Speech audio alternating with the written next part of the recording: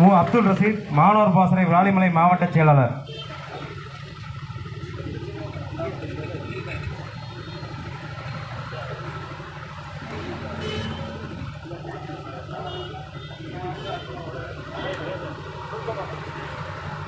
இஸ்லாம் எங்கள் வழி, இன்ப தமிழே எங்கள் மொழி என்ற ஐயா காயிதே மில்லத் அவர்களின் வரிகளை ஏந்தி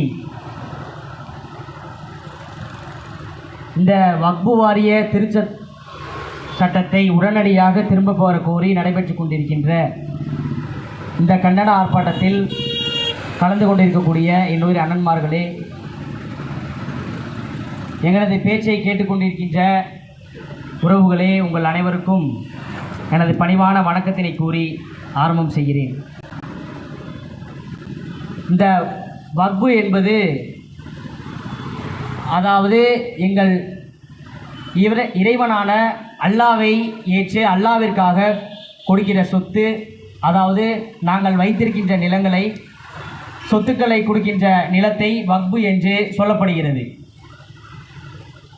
இந்த வக்பு திருத்த சட்டம் 1935ஆம் ஆண்டு முதலாக இந்த வக்புடைய தொடங்கப்பட்டு இந்த சட்டம் நிறைவேற்றப்படுகிறது.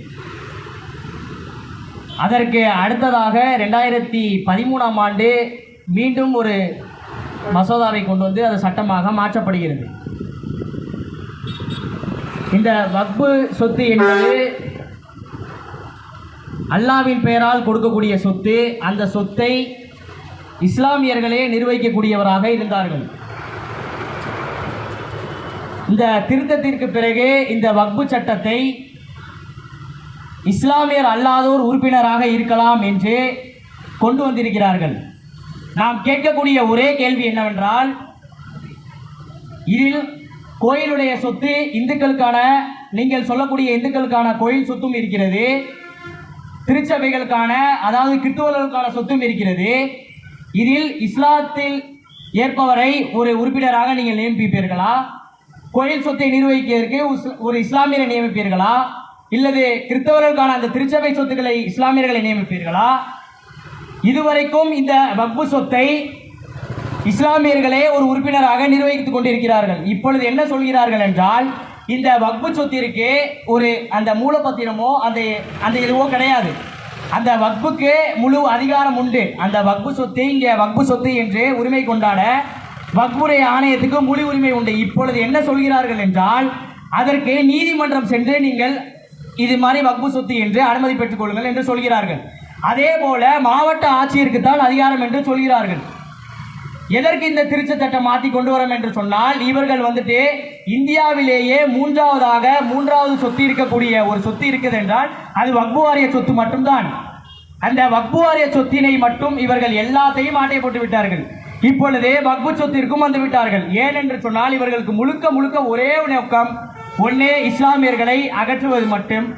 அடுத்ததாக இப்ப இஸ்லாமியர்களுக்கு ஒன்று இருக்கக்கூடிய இந்த வக்பு சொத்துக்களை இவர்களுக்கு ஆட்டையை போடுவது.